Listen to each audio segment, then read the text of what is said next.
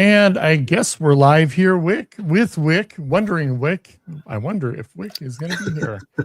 So welcome everyone to a live show. We don't do them much. So when we do them, they're pretty exciting. And today I brought Wick. I said doo-doo. Is that bad? That is bad. Sorry. So we're going to talk to Wick about some stuff, but I wanted to give some updates on what's been going on with the channel. I figured this is a really good way of doing it because, you know, we're here live. So if you had any questions, you always drop them in there. But we had a busy week this week. I had Wick and I do the videos on, well, we record them on Mondays with the exception of 1 week. I think I had something going on. And then we usually drop them Monday night or by Wednesday at the latest. But then I had another person on Tuesday, I believe, and it was Andy Neal. He was somebody I met through Instagram. I don't know. He was pretty inspiring to me, and I was wondering if anybody saw that and what they thought. But I did give him There's Treasure Inside book. And so, spreading the love, and hopefully he gets involved in it because he goes out hiking all the time, nice. Which is pretty cool. So, hey, Max is in the house. All right, cool. So yeah, it was pretty cool. We did that, and we got our live stream tonight. We also did a past and future one with Diego. His Solving K-Pro came on. And we also did I squeezed a little 3D bronze box giveaway in that video. I don't know if you saw it, but here's the box. Oh, there we go. Yeah, I think it's pretty nice. Very cool. 3D bronze in the bottom. I couldn't see the comments for a moment. I was like, what's going on? And here's the inside of the box. Look at how thick the walls are in this thing. This thing is really nice. I think he's got it this week. And it's got sides, and it really feels like he describes it like the surface of the moon, and it's smooth on top. But this is the one that's going to be going home to somebody, and if they put PF in the comments, and you can put anything else on it too. But so anyway, so yeah, that'll go out Saturday. I'm giving a whole week for people to do, because it is in a long video. It's like hour and 30 minutes. It's pretty long. So this will be going out, and then we are going to do a 5-box giveaway. All the boxes, once 3D Bronze finishes the Appalachian Footpath box. So hopefully if you're out there 3D, you can get that box out. So we get that whole box set out. That's going to be pretty cool too.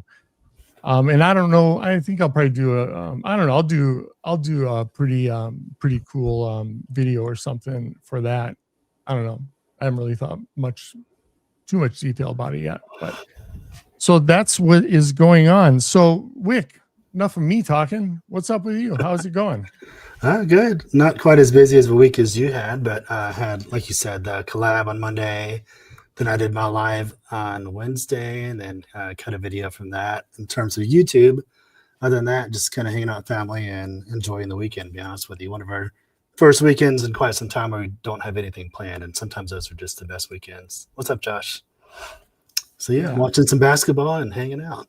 That's cool. And you've been cutting a lot of videos lately. I see you're pretty active on your channel lately. That's good, but that's exciting. Try to videos and shorts, and then the live. So yeah, the channel is going pretty well. It's humbling and exciting at the same time. I think we're pushing 150 subscribers now, which, if you asked me 3 weeks ago, I'd have been happy with like 50 subscribers at this point, but pushing 150 is really neat. So thank you all, well, it's really good, because it wasn't that long ago that you had like 12. 14 or 12. Yeah. My first video went out just like 2.5 weeks ago. I guess there's a bit of a delay in YouTube. I think it's closer to 3 weeks, but until that third week hits, like, it doesn't update. So it's really pushing 3 weeks. But yeah, that video's got 850 views, which is pretty cool, pretty neat. Yeah, no, that's really good. You've been putting out good stuff out there. Thank you. Oh, what's up, K-Bro? Oh wait, is that K-Bro? Is it like Calzars or another K-Bro? Okay. What's up, K-Bro? So you do you have a established schedule you're doing your stuff on, or is it sort of at will? Somewhat at will. I mean, I try to spread stuff out. Like you said, we typically will release the collab videos Monday evening or Tuesday, Wednesday at the latest. I usually try to just spread it out a day or two after that and kind of keep some videos and or shorts kind of rolling out throughout the rest of the week. So that's kind of how I do it. But I don't have a set schedule per se at the moment. Maybe once we get into a better routine and maybe grow the channel and the audience a little more, we'll set like a more routine schedule and possibly do more lives. So Yeah, you got your shorts going on too. What do you mhm. how do you like doing those? Because I was on the fence on those shorts for the longest time, and I think in July is when I first started using them. Yeah, And when we went boots on the ground in North Carolina, and then after that, I like silence on them for a while, and then I started doing them again because I found out, StreamYard, and this is not a plug for the StreamYard, of weekly course. updates like it Lawrence. Sorry, I'm a chat reader. I apologize. Yeah, no, that's okay. We need somebody Uh, to because I get April distracted is every time asking for reading them. my link for my That's what I YouTube. got. I got Kobe from Living the Dream Oh, there is you go. is our Thank you, moderator. Lavender. Yeah, thank you. So check out his stuff. I love his stuff. The I love weekly Kobe. He's a updates. great guy. I like He's it. got some really fun stuff that he does, and he throws in some treasure stuff, and he does have a giveaway on a. Oh yeah, I forgot. He does have a giveaway. He's got a signed JCB book. Oh wow, So nice. check out his channel. Kobe, feel free to leave your link in there, and he's got like three videos of Slab City that he went to that he did, which is pretty cool. Oh, that's I always nice. like the way he edits his video and stuff. They're really interesting, and I think he's actually doing a video for Chad Bird's Trezor Quest.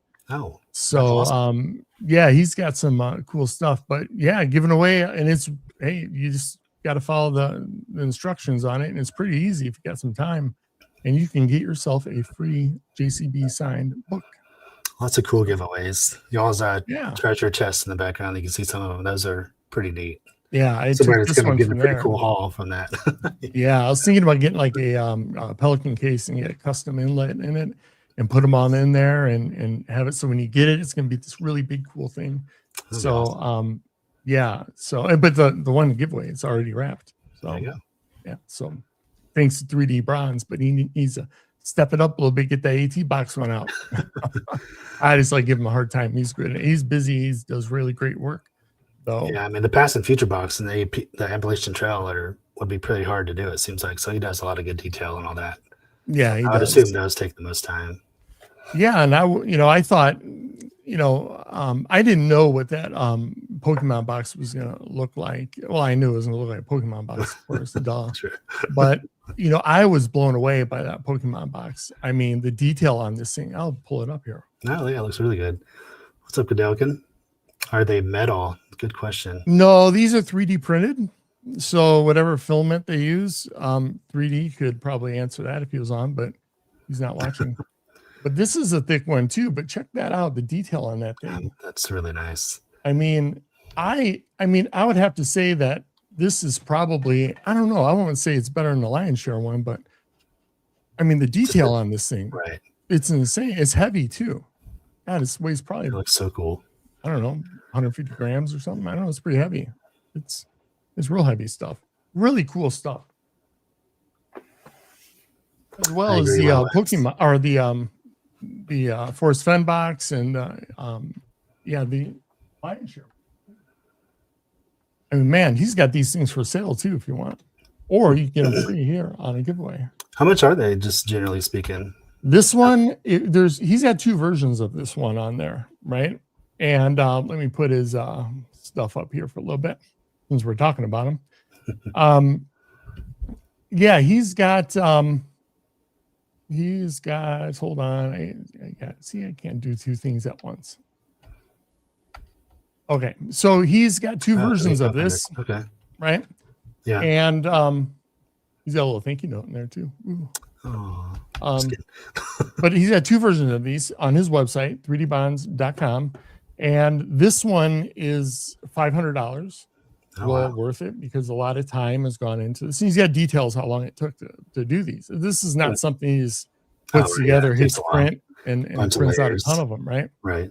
And he paints them too. I mean, the detail on this thing is insane. And the keyhole and everything, all 3D printed. It's just insane.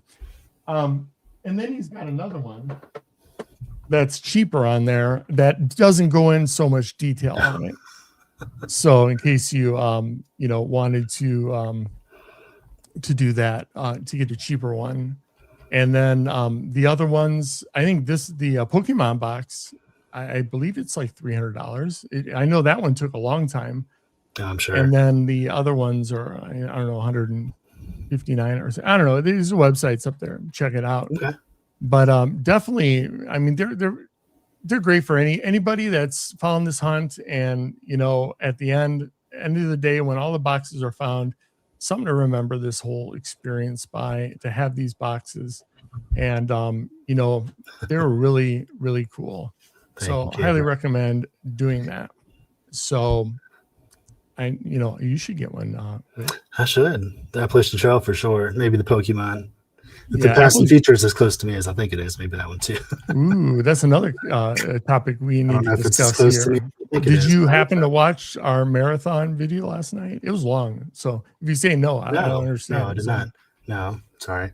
Yeah, it was. If April is watching, I was up for hours after a video. And, Kipro and somebody else, right? And Diego had. Yeah, okay, so I did see it was some his solve, and I put the link. I put the link in the description of the video. Okay. That's one that we reviewed as well, right? Yeah, we looked at it as well. Yeah. And I use Final Cut Pro to do my intros and stuff like that.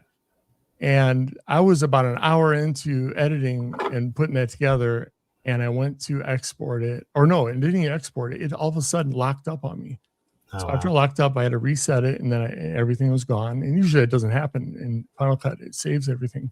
So I went to reopen it, and it wouldn't open. It said it crashed. I tried it like 5 times. I'm like panicking. I'm like, I'm going to use iMovie or something. I won't be able to do all this stuff. So long story short, I went ahead and opened up, looked in my Finder and found a bunch of old library files. I had corrupted library files, and I went ahead and dumped those and restarted it, and it was fine. So I was up probably up to midnight, which is late for me. I'm usually go to bed at like 8 o'clock at night. Really? Because I'm up at 4 a.m. Okay. Yeah. So midnight's kind of early for me sometimes. Yeah. Well, I used to I used to work shift work and stuff, man. I was always up. I don't know. I don't hardly ever go to bed before midnight, honestly. Yeah. Yeah. Ever since start working out and stuff, we do 4 a.m. wake up calls. But Lara always wakes up 4 a.m. anyway, or sometimes before that, and doesn't need an alarm clock either. I'd probably throw up if I woke up at 4 a.m. To be honest with you. I don't think that'd go so well. Yeah, funny thing. Before I met her, I wasn't. I would wake up like 5:30 or something like that. But wow. Yes, shift work does. I'm not gonna say what time I wake up. Shift work does suck. It does, and I did it for like 20 years. It was horrible. I did even before that, So, so yeah, I did. I was up early this morning finishing it up, and so I saved them in different files and then put them together just in case, so I didn't have to. If it did crash again, I was able to recover it. But anyway, that's what I'm going to use. Chat. So my best Beyond the Map's Edge and/or TTI thoughts and random realizations have come like really early in the morning. I'll get up for whatever reason at 2 or 3 o'clock and be like, oh, then I got to go save it and like put it, save my thoughts somewhere. Go back and revisit them later when it's not 2 o'clock in the morning. Yeah. Some of my greatest discoveries were in the middle of the night or something, or if I woke up middle of the night or I can't sleep and it's laying there because I need to unwind. But like when I was done with that video and I was already wound up from editing everything and I couldn't sleep. I think I probably fell asleep like 1 o'clock or something. And then I was up like 5, I think, 4:35. So yeah, it was a long day, but it was all right. It was cool. So do you have we give some spoilers for our Monday show? Sure. We're gonna cover. What are we covering Monday? I don't know. Well, we did part 2 poem, and we were doing the pictures. Yeah, we did illustrations and we did differences between the various book files and formats. I did want to bring something up that somebody pointed out to me on Discord we were talking about the differences between the various versions, the ebook, the audiobook, and the back back copy for Beyond the Map's Edge.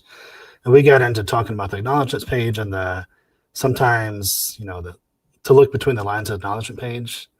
And somebody pointed out to me that it might be the part in the audiobook, and I'm not able to fully remember at the moment, but it's like the map waiting to be drawn. If someone in chat can remember it or think of it, feel free to put it in chat. But it's I don't know about, because I don't know that he would put something in the hardback in the ebook that would then come out later in the audiobook, because the audiobook came out, I want to say like a month or two after the hard book and the ebook. So I'm not sure if that would be it, but there is like an extra part in the audiobook in the acknowledgements page that could be like between the lines, if you will.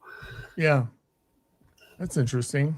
Yeah, I haven't done the audiobook. I should, because when I go to work and back, I always listen to, well, that's where I catch up with my YouTube videos. I think I was telling this to Mike the other day. Yeah, we have Mike on too.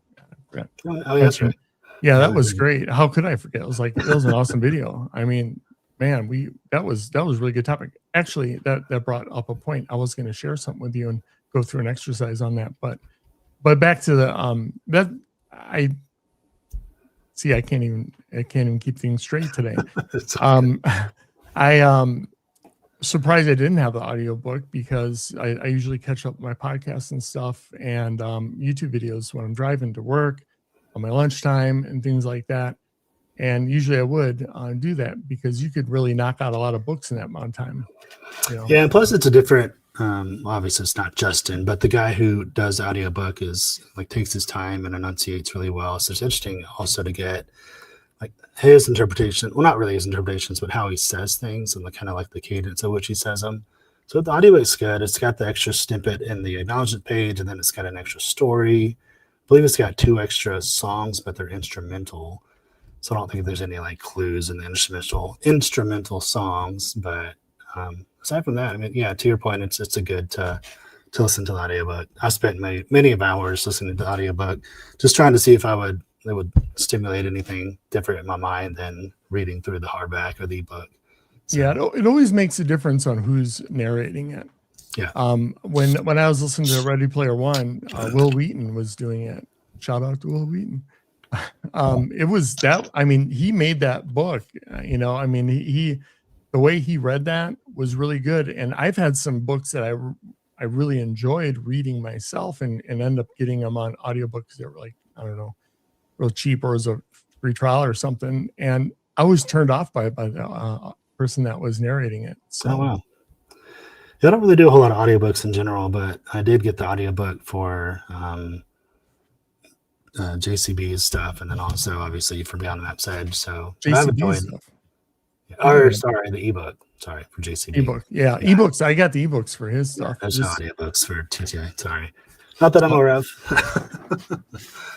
Yeah, I need all forms on JCB's stuff. So anywhere I'm at, I'm not without a book. Yeah. So. But just to show my age here, I had a neighbor back in the 90s. I had a neighbor that was retired and he was widowed, and he would read books and record them on cassette tape for a company. Wow. Huh. Company would send him a book. He had a cassette tape put up, and he would read them. I was like, man. Can you imagine that? If you messed up, you just have to go back and erase over them. I mean, that'd be pretty tough. That'd be a cool job, though. Oh yeah, that would be professional moderator, if you will. Oh yeah, whatever it's called. Voiceover. Yeah. Yeah, I'd put people to sleep. So going back a few minutes, if you don't mind, Josh Ball and Barry Casey put the audiobook acknowledgement page, like extra stuff in there. So as we can read in there, you taught me the difference between reality and fantasy. Fantasy isn't a wall; it's a map waiting to be drawn. And then down a few messages, Barry says, "No will shall touch checkpoint soil," from additional chapter in the audiobook or story. So those are the 2 main things that people were able to pull out of the audiobook. Now, there might be other subtle differences. I don't really think so, but those are the 2 main ones that people picked out of the audiobook differences. Thank you Yeah, to y'all that's both. pretty interesting because when you're really close to a book, you'll pick up on that stuff pretty good in the audiobook and stuff.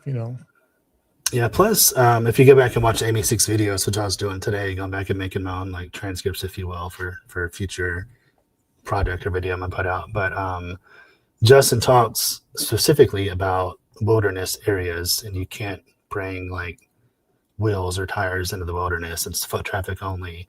So that's why the part about no wheels, no touch, checkpoint soil may or may not be interesting. And we all kind of assume it's probably related to the actual checkpoint in Justin's book, but we can't necessarily verify that unless Justin were to come out and say it is. But I think most people believe that it is relevant to Justin's checkpoint. Have you listened to Jenny Kyle, Mysterious Writings' latest? The Cypress off? Yeah. Yes, it was good. It was smart. It was well done. But Justin says it's not a chest, so I'm not sure how that. You say it's not. I look. More than I do because I don't. I'm pretty sure I can't quote it, but chest.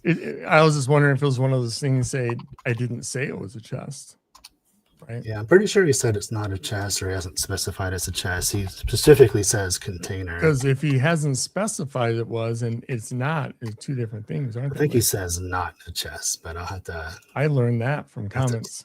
Have to check.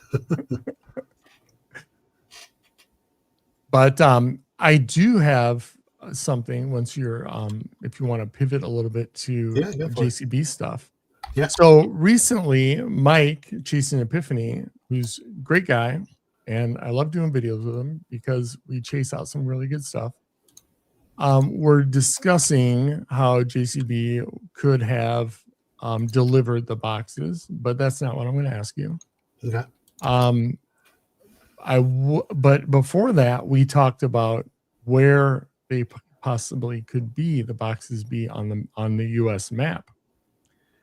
And before I get into that, I did find it interesting, though. This is a sidebar. This is what happens when you're live, and you just get things that pop in your head. I was reading that if you were to strike a line through the middle of the United States, right, continental, horizontal or vertical line, you split it in half, that 80% of the population is on the east side. Correct. Okay. Yeah. And then 60% of the remaining 20%, I'm throwing math at you, Wick. I'm laughing at the comments. I'm paying attention though. Yeah. 60% of the remaining 20% is on the coastal West Coast. Right. So, and Laura had to correct me on my final math on that, but I think that leaves 12 or 8% of the population in the mountain area. But regardless, you got 20% in the American West is my point, I guess. Yeah. So why do you think a treasure hunt creator would focus on only 20% of the population that's close to it, right? I know the West has got a lot of desert and stuff like that. Yeah. Well, I think you and I were talking a week or so ago about how he said early on that, he's from North Carolina. He didn't necessarily hide a box in North Carolina, but he didn't say he did not. But he did say that he hid a box or that it was a logical or safe to assume that he hid a box both in and around the South. So, and if you're from the South, if you're from, like, I'm from Georgia, that's South a good is point. the South. That's North Carolina, South Carolina, Tennessee, Georgia. It's not Florida. I mean, Alabama, you can throw that in there too. But so I think it's the Northeast for the Appalachian Trail. I think that. Hold on. You're getting ahead of me. Am I not answering the question correctly? Sorry. No, that's okay. But we'll jump to. That was just something I thought was interesting that you had such a lower part of the population. But Matchbox told me that you can travel, and that is true. So sorry, I jumped ahead apparently. So anyway, I'm going to share my screen here because that's what we do, and hopefully I won't screw anything up. So were you asking basically why he would put a box in the Midwest if so few people are there? Or in the Mountain West, right? Mountain West, yeah. Well, I mean, we know the Fenn box is there. Well, no, I guess Mountain West, you're thinking more like the conference. There we go. Oh, there we go. Wow. Okay. So we can move these around. So obviously, it's going to be in one of the 4 states. I Fenn box plop is it in in the middle Colorado. only because Just kidding. it's in the middle. That's What's where I that? think it is. I think the Fenn box is in Colorado, but who knows? Yeah, well, the only reason I put it here was because just Yeah, to I split know. it, right? And we can get into more detail once you place the other one. So you think the Appalachian Trail was in the northeast? Yeah, not going to specify Ah, exactly, but yes, northeast. yeah, we're Wherever not you going to want to throw it specify. over there. We're just doing generalities here, right? We're Yeah. not ruining anybody's self. And then the past and future, I think, is likely in North Carolina. Ooh, we got in North Carolina and It's the South, the true South. the Um, true. so that Oh, would push Pokemon. Oh, your map is weird for Louisiana and Texas. That would push Pokemon over to yeah, it Louisiana, is. Texas, Arkansas, in my opinion. And I So know plus, there's people could quibble about if it's. That's why I say North Carolina, not necessarily Tennessee. And then you put mhm. the larger lion's share just on the West Coast. So we'll put it in the middle. That's what I think. That is Somewhere around exactly there. what I put mine at. Somewhere around there is kind of generally speaking where I think all those boxes are. Yeah, that's what I thought. And but I've heard some very compelling things lately, and I told myself I'm not going to listen to other things that could sway where I can think something's at, right? Because we're doing our line share. We just Yeah, finished the first. Laura and I just finished the first part of the book, and we're going to dig into the Joy Serenade, or the final poem, as yeah, JCB calls it. And we're going to do all other stuff. And then we're going to go through it. We're going to do a children's book. But I can't help but watch, and read Jenny Kyle's stuff, because she puts out really good stuff. And she had recently mentioned South Dakota. But that, it didn't sway me, because I still yeah. haven't planted a flag. I think we talk about this all the time. It didn't sway me of where I thought it would be at, but it was pretty compelling. So then I had to stop reading it. Well, I think So it really kind of sways on where you think the past and future box is. If you're I believing guess that it it's does, out in doesn't it? California or the West Coast, and obviously that moves the past and future over there. And you got to put the lion's share somewhere else. You're probably not going to have 2 on the West Coast, in my opinion. So if you were to do that and you put the past and future out west, and the lion's share maybe goes to like Ohio, somewhere around there, I don't know. But I think they're spread out pretty well based on population, in my opinion. But like I like the way you have it now, but I can see how people can switch it up a 10. Yeah. What do you think about Kobe's lion's share in Michigan? I've heard this I mean, before. Ohio, Michigan, sure. Yeah. I can't. Yeah, I mean, maybe. Yeah. Like I said, I don't have enough stuff yet. I have to really be careful on, because this one we're really wanting to do some boots on the ground this year on lion's share. Because really the only one I want boots on the ground on is for Appalachian Trail. Yeah. Out of all the boxes, and I'm ashamed to say that, because I cover this Commitment. stuff. It takes a while to figure this out. So I mean, it is what it is.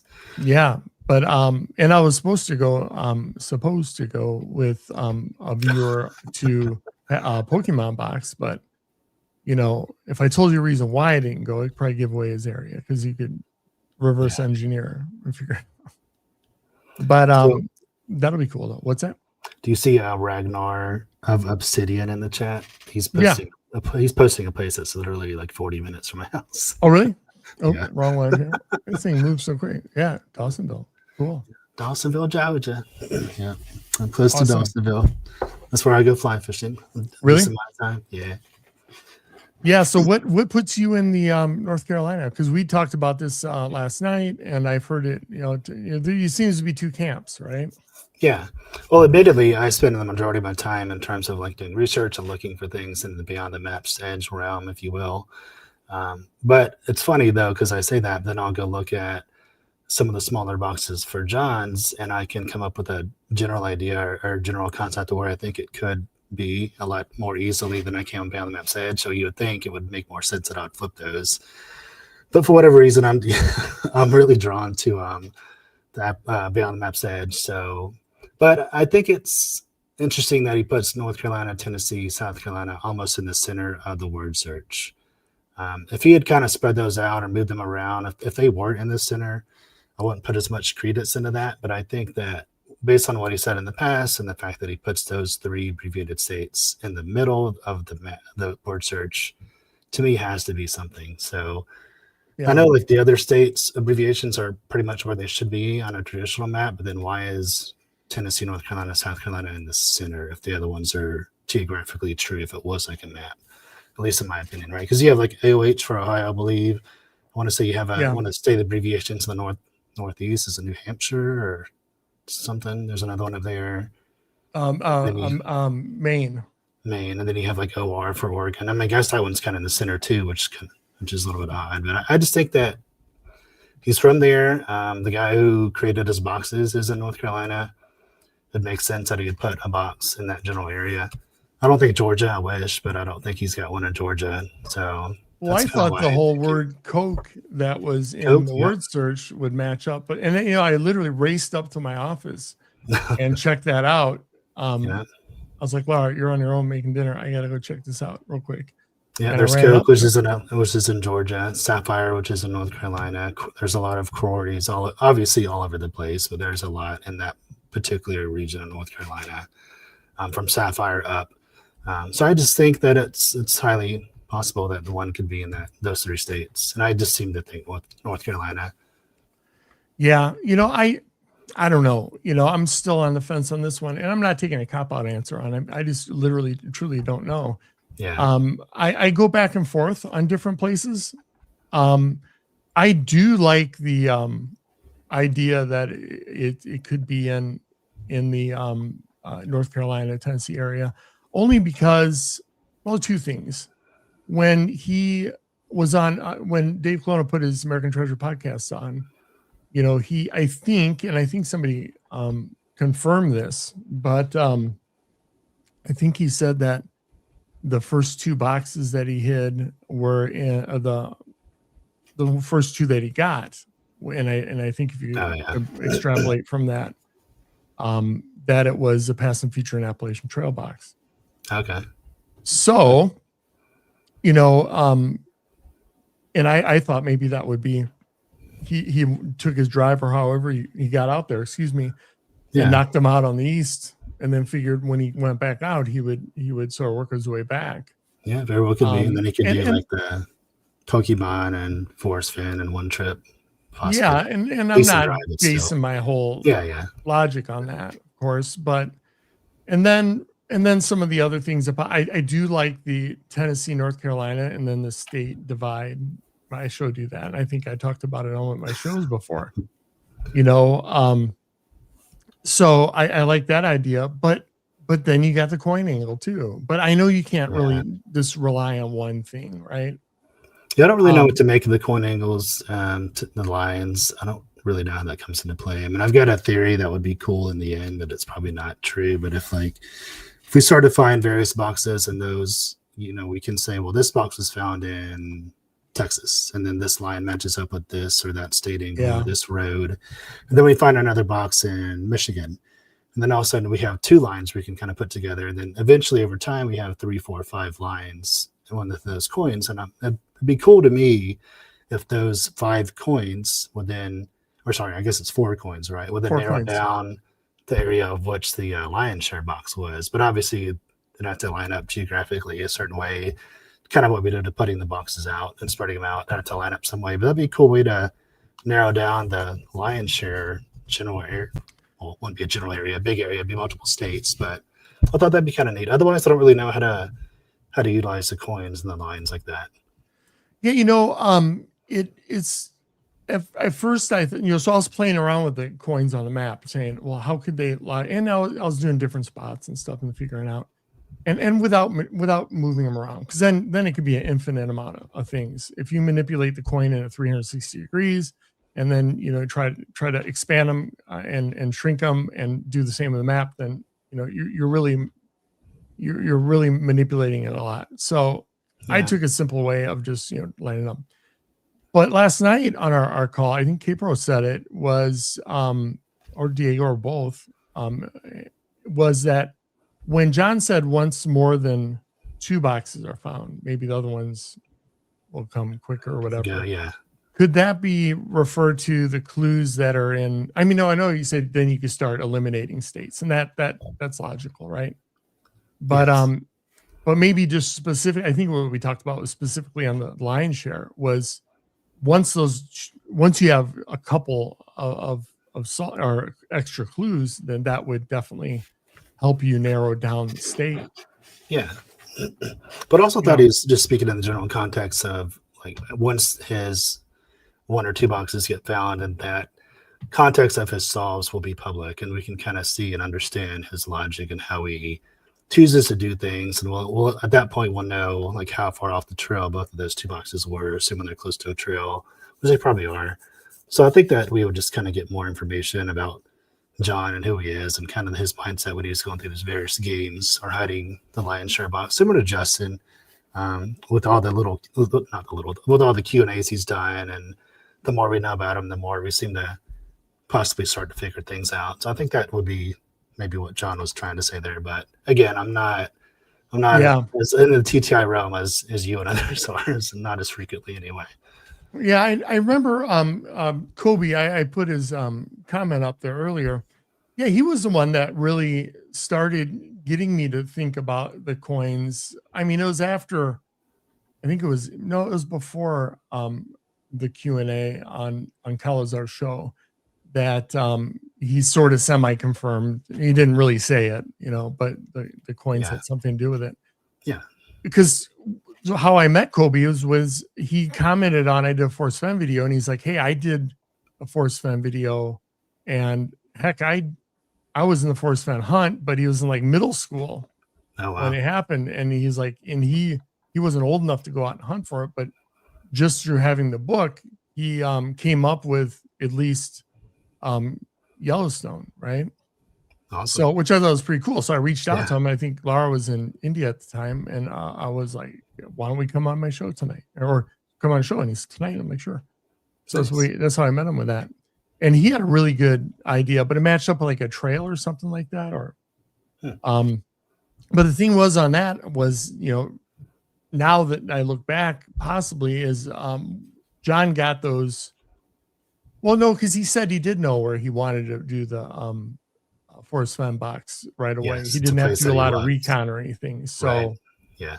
because that was something I thought about too. Is like, well, how can these things be used for a trail or something like that if he didn't even know where he's going to hide them when he exact spots, right? So, I mean, they could be used like if in a general area, right? Yeah. I mean, I think he probably had a general idea of what trail or what walking path or whatever to hide it on. He just had to get out there and see specifically where the best place to put it is how I tend to think of that. And for Justin's too. But Justin says he did, I believe, 4 recon trips to hide his treasure. Even though if you go back all the way to the 86 video, he's known about this place before all the Fenn hunts that he went on and the Thrill of the Chase book. So he's known about that place for a while, but yet he still had to go do several recon trips. But I mean, what was he doing on those trips? I mean, who knows? Everyone's going to think differently or interpret differently, but even he had to go take several trips to figure out exactly Yeah, where to end up placing it. So I don't think it's too far stretched to say that John probably had a general trail area in mind, and then just once he got out there, he's like, well, this is probably not the best or safest place to hide it. What about over here? And then so I think that's kind of yeah, what he ended doing. That's what I did for Countdown Treasure because we just had, and I know the Veil Treasure chest, or not chest, but the Veil Treasure just ended a few days ago. I guess Veil 2 or whatever. I'm not too familiar with theirs, but I know one of theirs, their recent one just ended. But when you're doing the Countdown Treasure and the Veil Treasure, you just have a general area that's a big radius of yeah, 100 miles, and it just shrinks day after day after day. And so you're kind of going into these trails or parks somewhat blind and just kind of guessing. Obviously, with the live cameras, you can track the cloud cover and various things like that. But generally speaking, you're going to a trail or a park, and you just kind of figure out where it might be. So that's how I kind of think that JCB and probably also Justin, thought about where they specifically wanted to hide it. They might not have known right off the bat. yeah. And, there's a couple of points is that I think we were talking about this in our video last night. And no, these aren't shameless plugs for a video, but you should watch it because there's a giveaway in the Past and Future box. Nice. But I think I talked about this with Lara as well. It's like, you know, I want to get your thoughts on this because, I think that Diego and Kay provided some really good points on how they probably did this, but when John said he didn't know exactly where he wanted to hide it, and he did a lot of recon on trails, right? Yeah. So that being said, how do you know off a trail what the place is going to look like without going to that area? Obviously, right? Yeah. But how do you know it's in that area? How do you know when to now depart from your trail? Right? That's a great question. I wish I had better intel or insight on that. But Well, because if he knew, that means that it's within eye distance of a place where he could potentially have it.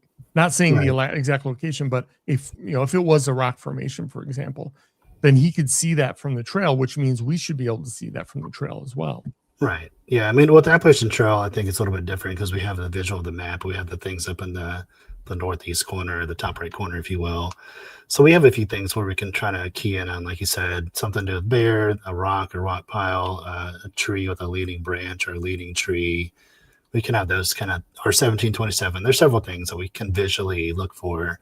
But when you're talking about the word search or the force Fenn box, something like that, I don't know that we necessarily have a good visual indicator about where we could or shouldn't turn off the trail to go try to look. So that's one of the hardest things for me is how do you know when to go off the trail? Same thing for Justin's. Wick. I'm going to push back a little bit on that last comment respectfully. Sure.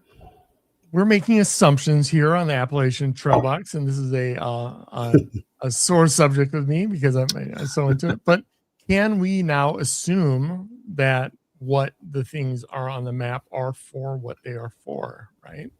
I think the map is just as nebulous as some of these other things because we are finding a lot of new stuff that could possibly be something else. I mean, our Dr. R Squared, you gotta read his stuff, his Substacks. He's found some things in there, which, he found a couple fours in your 44, 2 4s line up with, the coordinate or the longitude or latitude of New England area. Now, granted, there's a huge gap between each number, right? Yeah. But do we know where the bear and the rock, just because of the location, that would be some type of landmark thing? I mean, we don't. And he says that there are 3 ways to solve his Appalachian Trail from just the map alone. But I think just for the sheer number of things we have up in that top right corner of the map, that it's at least logical to me to think and say that one of those is possibly an indicator to go take us to the final spot. But there's also like that side trail that leads to the X. So maybe we're either looking for one of those objects in the top right or some kind of side trail to take us to that general area, if you will. Well, you're into the pretty deep in. You said you're not as well versed in TTI stuff because you beat me, but you're really into the Appalachian Trail box. Yes. So my question would be, because this is something that, because I'm trying to refine my solve down, because we're going in June, and it's going to be really cool, and regardless if I find it or not. But what do you think about the lines on the map? I mean, there's some curved ones, but there's some towards the top. There's the creases that sort of look like creases, I guess, at first glance. These look pretty specific. At first, I didn't think much of them, but as I'm refining my solve down, I'm thinking they have some significance in getting to that granular area. Because right now I only have like a mile or 2-3 radius, which is huge in that area I'm going. Yeah, mine's pretty much the same. I've got a specific trail in mind, but I don't know. I haven't really thought about those lines. I mean, maybe there's some type of elevation or some type of trail line or some kind of park line. Maybe I don't really know. I'm not really that familiar with what I mean, I know what you're talking about. I can't visualize it at the moment. So, well, because I give a thought on it, honestly. Well, come on, you're doing boots on the ground for this box. You should know this thing like back your hand. It should be tattooed on your amygdala, right? I've got a spot picked out, and just kind of like you, I've got a 3-mile area to go, try to figure out and narrow down, and kind of get from there. So I'm still looking into it for sure. Have you given thought that they maybe could represent an area, a ski area. You know, when you look on Google Maps and you look at a ski area and they have the different lines of the ski routes on there. Yeah, different trails, right, or slopes, whatever. Slopes, right? Yeah. And just because there's a lot of, especially in the Northeast, a lot of ski slopes over there. I was trying to line some of them up. Now, I don't know if they're going to line up perfectly, but maybe it's an indicator or a clue of some sort, It very well could be. I mean, we all think differently. It's just not something I've really put a whole lot of time into in regards to that specific. I wanted to bounce that off you. Possible. I wanted to bounce that off you because that was something I've been thinking of recently. Have to go back and take a look again.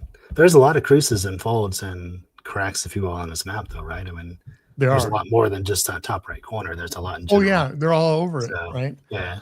And what Dr. R Squared does really nice, and he did it in our roundtable video that we did, where he uses his tablet or whatever and marks up different things. I think he had a couple 4s in there. One was by the feather, and he did a couple other things, and I really like how he does that because it gives you a visual, of what it possibly could mean. And I think it's a really good exercise with that map because there is, I went through so many, phases, for lack of a better term, of trying to, figure this out. At one point I would go really deep into the high res picture, which he had confirmed at the Q&A at TreasureCon that you can see everything with a magnifying glass. He made sure when he got the stuff back from the printers that you see it. So I was like, okay, I'm throwing that out. That's not going to help me any. Yeah. It was fun doing it, but I wasted a lot of time doing that. Matt in chat agrees with you. The lines absolutely line up on a map, and they are a combination of wilderness boundaries and the Appalachian Trail corridor. Yeah, I popped that up a little bit earlier. That's all right. You're not paying attention. There's a lot going on in a good way. Yeah. No.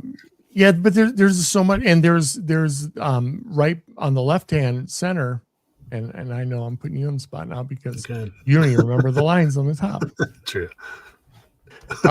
They're the cluster of six. There's 6 dots, and I don't know a cluster of them, 2 of them, and they both have 6 specific dots. So why would that be, right? I mean, these are all extra things. I think when he said there is 3 different ways or more, he did say 3 or more. I don't know if that helped me or hurt me because I keep going back to that comment. I hear that comment in the middle of the night. It's like, am I having sleep problems or? I thought he said 3. I didn't realize he said 3 or more. So yeah, he said in American Treasure podcast, 3 or more could be. But at the TreasureCon in Vegas, he said 3, right? Or did he also say 3 or more? I thought it was 3. Yeah. Sorry, I was reading chat. I think he said 5, 6, where the cluster of dots, 5, 6, 7, 8, 9. I think that the 2 I was referring to specifically, there could be clusters of other numbers, but the 2 specifically, and they were pretty close together. There's 6 and a 6, right? A cluster of that. But yeah, you're right. Justin's book is similar on the cover. He's got a bunch of dots, close proximity, whether or not they're caves or something else. I don't know, but Justin has some similar things on his book as well on the cover. Yeah. So what was your other question? I'm sorry. Like I said, I can't do. I thought in the TreasureCon in Vegas that John said there are 3 ways to solve his map. I mean, when he originally said it could be 3 or 3 or more. Anybody in the chats remember that or can help me quote that? That's when I heard him on the American Treasure podcast when he did that big. There was. What's that? So K-Pro was in here. She would know. I'm just kidding. Well, she would know on that one. Yeah. But I was trying to because I know. He said it could be there's 3 or more ways, or could be more, just something like that. So, but regardless, I think he's probably trying to say, and I always hesitate to speak for him, right? Yeah. What I think he said it meant was 3 distinct ways, right? And if there could be more, it could be other things that tie into the other three, or maybe not as clear, right?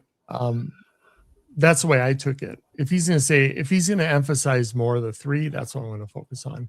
Because if there is even more, it's even screws my head more, Yeah, I mean, the most obvious one is a Little Rock Pond Trail matching like 98% or higher to the actual trail itself. Is that just simply him pointing us to an area that we can recognize with, rather good certainty and ease, or is that like, I tend to think it's not at Little Rock Pond. I think that's just too obvious, too quote unquote easy to kind of give you a direction or an idea of a spot. So I think that's just a little too not so much JCB style from what I've seen as kind of somewhat of an outsider.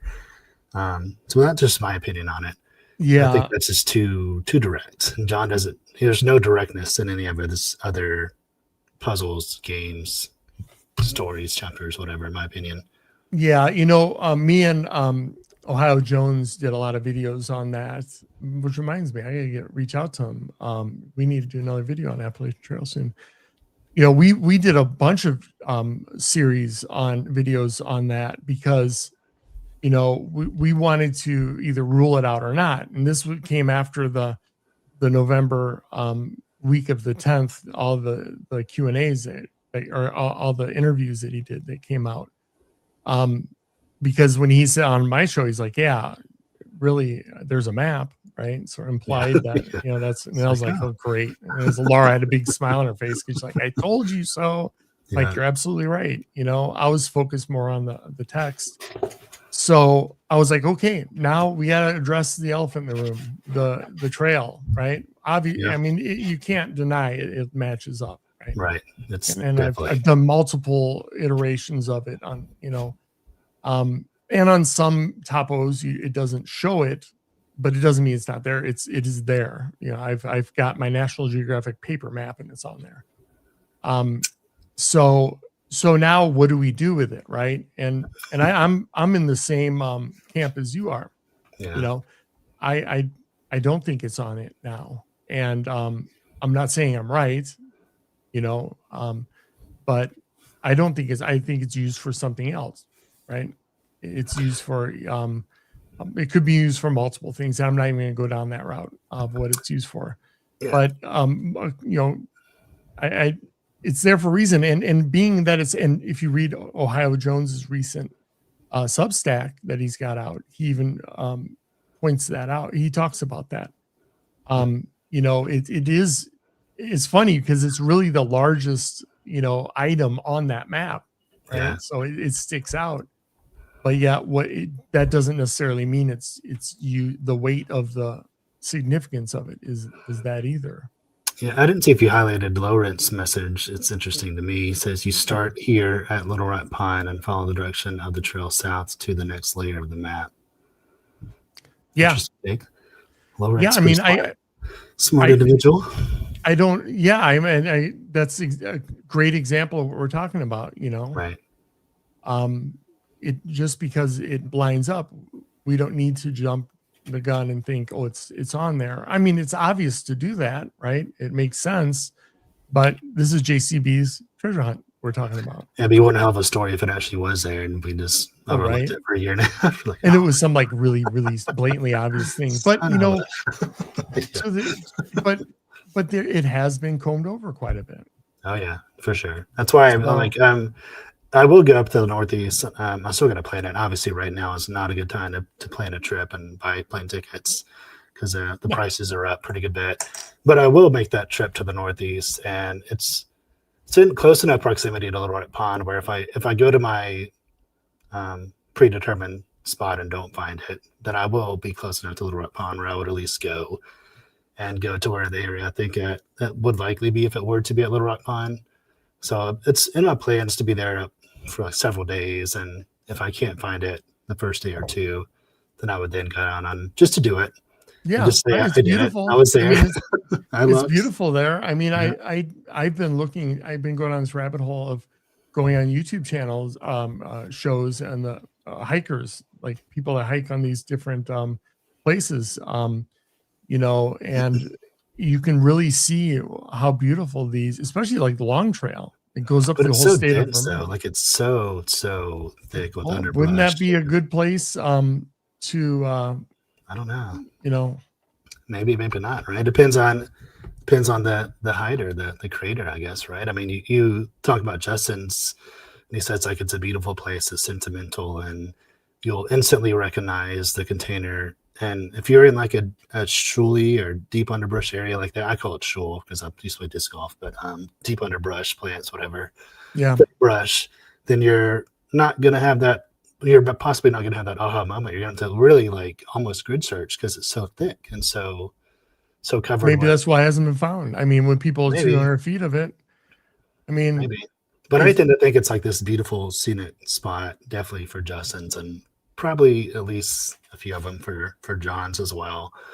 Maybe that's I'd like just to think my so. self bias, but I mean, I would like to. I mean, look, it is in my head. I would be very. I know I would not be disappointed. What am I saying? But I would be surprised if it was some anticlimactic place where it was, right? yeah, I went boots on the ground for the Appalachian Trail Box in North Carolina, and I looked at every single nook and cranny and fallen tree branch, like fallen tree and under rocks and in the little holes, if you will. And I looked all over the place at some places that I probably shouldn't have even bothered to go up some inclines and elevations, but I did. That's just kind of what I call the fear of not checking when you're at boots on the ground. It's such a Yeah, thing that just can't leave your mind. Like, oh, well, what if I don't check that spot and I just come back? So I might as well go check it there, even though it probably doesn't make sense that it's there. But the fear of not checking for me, and then my boots on the ground experience has been alive and well and running rampant in my mind. So, so what do you? Okay, so we talked a little bit about, and this could apply to both hunts, right? mhm. Um, but we talked about if he could see the place where off the trail, right? Where he could find it. Now he said for the specifically for Appalachian Trail, first he said that it could be off a side trail, Right. because he just used the Appalachian Trail. And he said, yeah, I may be I may be what is it, trolling people. People think I may be trolling them by saying it, Yeah. but there's a lot of other trails. That being said, if but I guess it wouldn't apply to any of the other solves then, right? Because we don't really know of a confirmed like themed trail other than Appalachian Trail could be on. Because my question was, do you think now could they be off these other side trails? But I guess that wouldn't apply as I say it live out loud here. Yeah, I mean, the only other possible comparison is a Pokemon box with the no dogs allowed and no buffalo, I believe it is. So we have kind of a smaller sample size of types of trails or places it could probably be. If you go on, like, say, all trails, for example, there's not always a lot of trails that you can go to that don't allow dogs. So in my mind, that kind of narrows it down a good bit. But yeah, to your point, I mean, other than that, I'm not entirely sure. I mean, Justin says you got to go in the woods, you got to go in the wilderness, you got to hike a little bit to get to at least what I think is the final spot. So I think something like that's probably in play for probably all the boxes. And I would think it's fair to say. Yeah, like this point, aside from the app trail, is there confidence in the other 4 chests on or hidden treasures? I mean, I don't know if there's I guess if is there confidence, it would be dependent on who you ask. Is there consensus? I don't think there Yeah, I don't know of any. Yeah. I mean, yeah, you have some popular areas that people talk about, but I don't know if we can say with confidence yet.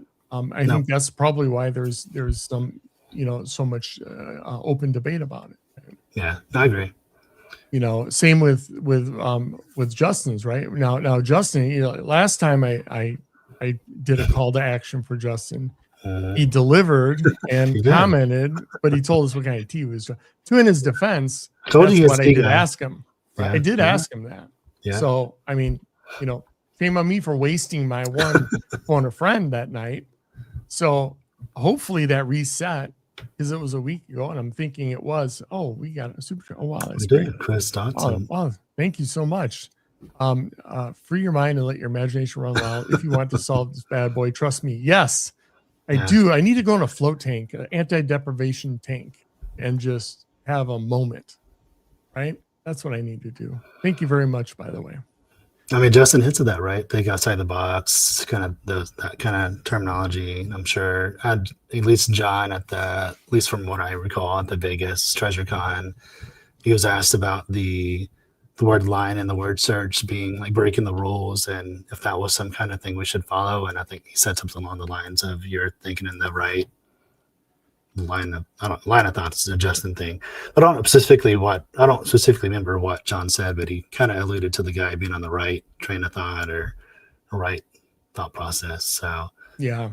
I think that comes into play. I mean, I think a lot of us, and some people said it earlier today in some of the discourse, we're just drastically overthinking and over analyzing these things, which is easy to do, but then it's also easy to get yourself sidetracked and let that negative confirmation bias start to creep in. And I'm a victim of that myself. Not victim's a bad word, but I'm guilty of that as well. Like you'll often hear me in various interviews and my own videos, like, I don't know, I'm still struggling, blah, blah, blah, but it's true. So I know. Back to my call to action for Mr. Justin Posey. If you're drinking your tea, decaf because it's late. Decaf. Well, hey, I don't blame him, right? Because I have a hard time sleeping as it is, right? And if maybe you draw. Well, I know he got Secret Summit coming up. I mean, that's like 12 days away, something to that effect. Yep. So he's going to give us, and he's got some other, interviews and stuff coming up. And, I don't expect it. That's okay, Justin. Just enjoy your tea. And if you want to answer how many clues are in your book, that's fine. Not going to hurt anything. We can just skip that question at the Secret Summit. Yeah. Or in chat or something, but that's all right. Hey, can't hurt to try, right? No, it doesn't. So you don't have well, I will put you on the spot, Wick. Being live, that's what we do here. Yeah. I guess I don't know. I don't go live often. So, but do you have a area for Justin's Beyond the Map's Edge where you're going to look? I have a general area. Haven't specified otherwise. General area. You heard it here first. Can you please elaborate on that? No. You will not elaborate on that. No. So you do hold yourselves close then, right? I do. Yeah. My Beyond the Map's Edge, I call them theories, if you will. Not as strong as, say, my Appalachian Trail or my Past and Future box thoughts and theories, but I have a general idea where I think it may or may not be based on a lot of things in the book and some of the things Justin said in previous interviews and Q&As. So yeah, well, I think what Wick is trying to say is holding back all his information for his channel. No, and that's fair. That's totally fair. No. That's why you need to go to his channel and watch his stuff. Look, we do a BTME every once a week, right? Yeah. That's nothing compared to what this guy does. If you want, you should be coming to this channel to see Wick, right? And mainly go to his stuff. No, because he does good stuff. I mean, come on. If you're coming to this show for a majority of your clues, then I might let you down. But he's a very smart man. Thank you. He's right here. Smart. But man. I think if we go all the way back to Dylan, and I think it was 3 months into Justin's hunt, 3 months after the Netflix series, he said at that point that he was surprised that the box had not been found, or the container had not been found yet. And then he also says people have been within 2 miles and some certainly closer than that. Again, that's 3 months into the hunt. So logically, in my mind, you would think that the places mentioned in the book were probably the first places people went out to. We don't know specifically what they are. Somebody could have been in Oregon at the Sea Lion Caves or whatever. We don't know. We don't know what stuff people sent Justin, but we could assume that within the first few months that most people were out looking in areas that is either shown in Netflix and or discussed or shown in the book or the map. So if you take that into context, it may or may not help you try to figure out a general area or at least like a line of thought, because he does say several things about places in the book being on the map and vice versa. and he says Netflix helped guide us in the book. So I guess like you can put all that together and think about some possible areas to look into. So that's what I did, and that's what I've done very early on. So Yeah. that's how I came to my conclusion. But no, I haven't really shared my specific area with more than one or maybe two people total. So, but with that said, I haven't gone out boots on the ground yet from beyond the map's edge. So I've been out several times for Appalachian Trail and the Countdown Treasure. And yeah, because you live out east. Right? Yeah, exactly. I'm a little ways off. It's like a 35-hour drive to get to Yellowstone for me. You're young. So I got to fly. I got to get a hotel. I got to rent a car. I got to do all this. You can do it. So I can. I definitely can. You're young. You can do it. But what I will say is that even though I do have like a general area picked out, I would more or less be doing like reconnaissance or grid searching because I don't have parts of the poem pinned on a map, if you will, from my area. So I would just be going out there to see like if I could potentially find something in the area or if something would catch my eye, but I wouldn't be able to walk through the entirety of the poem at my spot or my area. So that's why I'm kind of holding back. I want to figure out more things. I want to make more connections before I go out west. Yeah, well, thank you, Max. That is very nice of you. Appreciate that. Didn't have to do that. I was thinking this the other day. So I work in safety and general industry, and I sometimes get these things from vendors, whatever, looking into. And everybody knows what LiDAR is, right? Yeah. You used mostly to do maps and other things and things of that nature. I was thinking they're very expensive for the industrial grade LiDARs, but they're handheld, right? Yeah. What if you took one on your boots on the ground? Do you think that would come in handy? Sorry. Lawrence shot to me with a message. Do I think a LiDAR would be helpful? Yeah. I mean, that's from my understanding, they more so like take away like the trees and the underbrush and bushes and show you like things under what we can visibly see.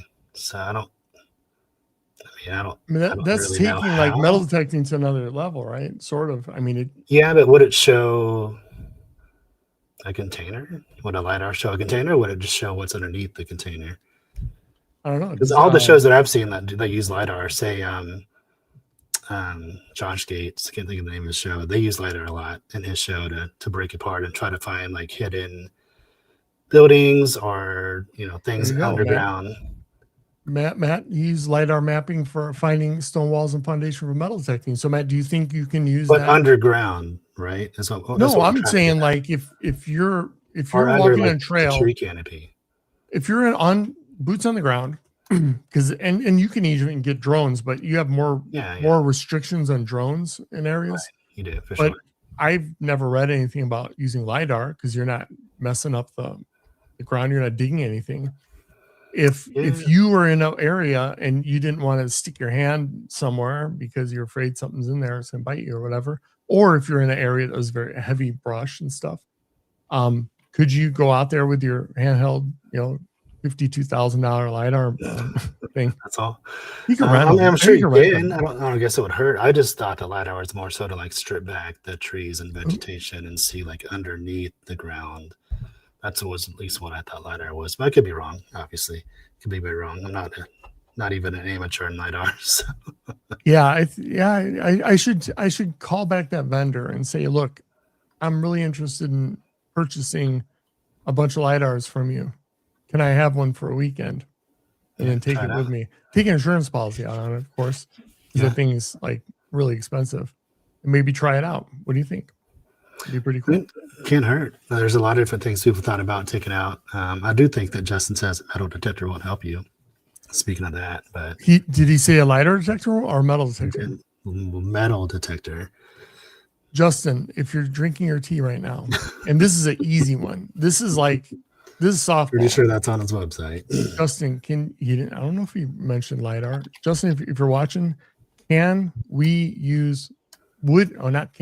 would LiDAR help when your boots on the ground for finding anything?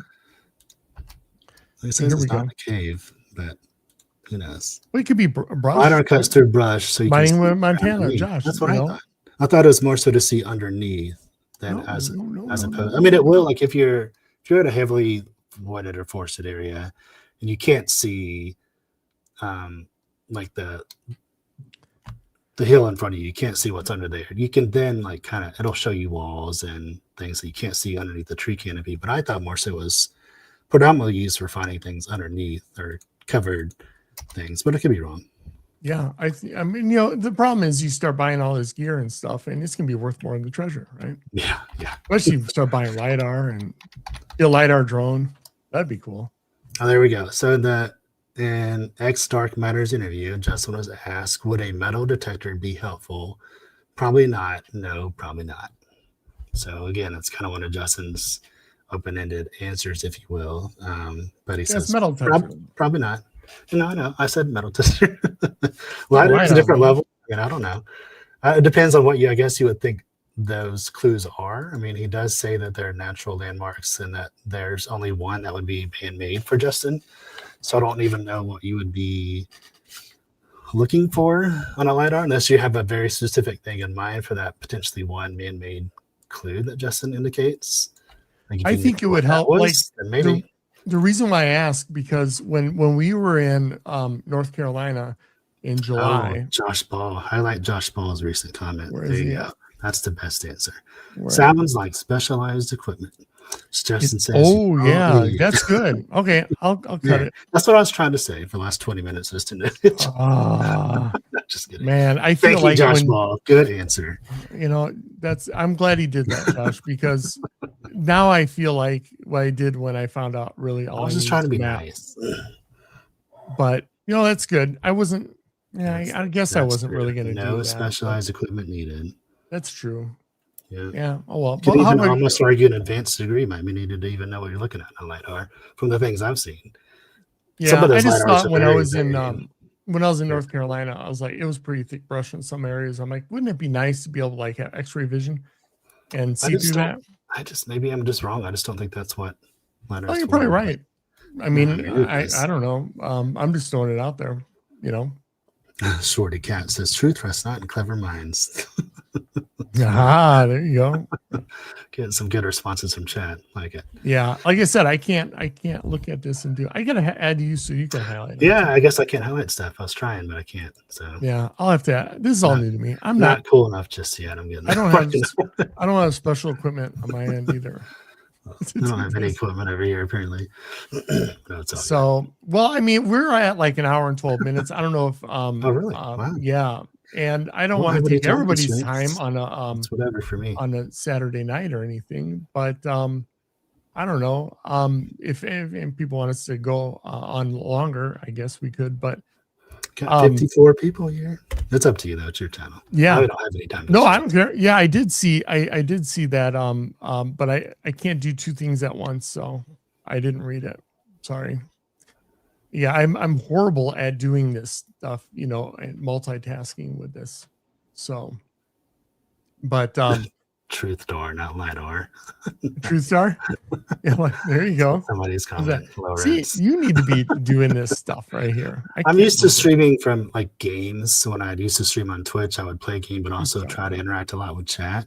So I'm getting. I wouldn't say I'm getting distracted. I'm just used to like following the chat and corresponding with the chat. Obviously, in this setting, and I'm trying to do that less because how can you possibly do video games and understand what's going on in the chats? I can't even think without doing. We'll see on the video, like on Twitch, and you can do it here too, honestly. And I did it in my live stream. You can put up the chat on the stream itself. So that's another way. Like when I was doing that, I was able to play the game, but also get the chat. We can do that. Now it's covered up me. I'm just kidding. That's fine. What's that? That's fine. I was kidding. It's covering up you. Come on. You're killing me. You're killing me here. I'm tough. I'm tough guest. We can keep going if you want. That's fine. It's your channel. This is all new territory for me here. I'm surprised We Want Laura chants are. I'm probably gonna pronounce her name wrong because Laura. So here's the thing. Here's a funny story. See, if you stuck around now, you're going to get behind the scenes. You're going to have the AMA show, the Ask Me Anything type stuff, right? Those are fun. So Laura, car, think of like car, Lar. I did. Yeah, it's just hard for me to say. Yeah. That. She gets this all the time. And I was politely told when I first met her, you know, you'll have like one shot of getting this right. Right. And I guess it's just like everybody spells my name. Everybody spells my name wrong too. My boss spelled it wrong for the first 15 years I worked for him. He spells it with a C. It's with a K. It doesn't bother. I mean, whatever. But yeah, it's Lar, like car, Lar. And she did a thing for work once. She had to talk in front of everybody, and she says, the exercise. I said, I don't know if she took what I said or whatever, but she came up with something, a little slide, and said, you know, some picture or whatever, and how, I don't know what you call it. So now I started a trend in chat. You're welcome. The we want right? Yeah, are now coming to light.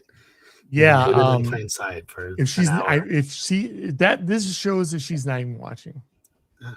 She had a long day. She was up too. She was up before I was this morning. I mean, if she wants to, cool. If not, Biscuit was up early, and Russell. So everybody knows Biscuit, right? He's up on here. It's above you, right? Yeah, or the animated version of him, anyway. See, this is why I should, like, if I ever do a treasure hunt, you know, these are the things you need to know behind the scenes, right? Like know about Eric. I also have a cat. Oh, me too. I have a cat. His name is Russell, right? Oh. I rescued this cat 10, 11 years ago. It's a kitten, right? So why not? Cats, you know, they're not really a cat person per se, but I'm an animal person all along. I love animals. So I rescued Russell. And Russell is an outside cat, primarily outside. Okay. And for the past almost 11 years, he's been outside, and he's gangster all the way. Like he knows what's going on. He does whatever he does and whatever. Right. Mm-hmm. And, so he likes taunting Biscuit. So Biscuit loves, like, Biscuit, I think in his head thinks Russell's a rabbit. He wants to chase him all the time. Oh. So Russell will lay down and just wag his tail like this, like he's fly fishing, right? He's putting it out there. Yeah. And Biscuit will try to bite his tail. Ooh. And if he does get a hold of him, Russell will just do one of these, right? But back off, because he knows that. I mean, Russell, he lives outside all the time. In summertime, sometimes I don't see him for like 3 weeks. Like, I'm ready to have a memorial for this cat. Then all of a sudden he comes out of nowhere. He's like, and he's fat too. I'm like, so there's other people that know this cat in the neighborhood. That my neighborhood's in a wooded, it's like a wooded subdivision, like it's in the woods. And so there's all kind of animals and stuff out there too. So, you know, so he's fat. This cat should not be fat because, and I'm not body shaming. I'm not fat shaming the cat, but he shouldn't be for being outside all the time. Yeah. So he could probably give Biscuit a good run for his money, but Biscuit's Biscuit's going to be a year old tomorrow. Oh, wow. Biscuit's birthday. Wow. Cool. Nice. Big year. These great things, right? Nice. Yeah. So, anyway, I don't know where I was going with this, but, yeah, because Laura was up early because they wanted food, and she got up, bless her heart, because I was tired because I was up all night editing stuff. So she's probably sleeping right now, to be honest. But we'll have our show tomorrow. We're doing our first Lion Share one that doesn't just cover like we did. We finished all 23 chapters and Treasure Inside. We're gonna do the main poem in the end, and then we're going to do the our other treasures. Yeah. And then we'll do the children's book, and then we're gonna start over and really dig into the pictures and things like that. So so Russell is like Garfield. Exactly. He is exactly like Garfield or Heathcliff. Oh, is your cat an orange tabby? And Russell is a dingbat. Is your cat an orange Yeah, tabby? yeah, he Oh, is. so is ours. It's female, which I Yeah, guess is apparently rare to have a female orange tabby. Is I'm told rare or I don't know. not as common. Russell's a guy, but he's Okay. got. So my sister-in-law is a veterinarian, Oh, and she she told me because Russell's eye, his pupil is. It's not that his eye wanders. His pupil's like I forgot the name of it, what it's called, but his pupil's distorted a little bit. no So way. it doesn't look like when you're looking at him, you don't know if he's really looking at you or not, right? Oh, So we yeah. think that's how he throws off his prey. That's why he hasn't been killed yet by like coyotes or something. Looking at him. Because Yeah. when they're looking at him, they don't think he's looking, but he really is. So he gets the jump on him, right? Nice. Should be. So anyway, that's so now you guys, everybody knows that I have a cat. Biscuit's birthday is tomorrow. Laura's sleeping. And Okay. So Laurent says that orange female tabbies are a little bit more rare. I don't know. Yeah. I've heard that. I don't know if it's true. I'm not a cat person either. We adopted or saved the cat as well.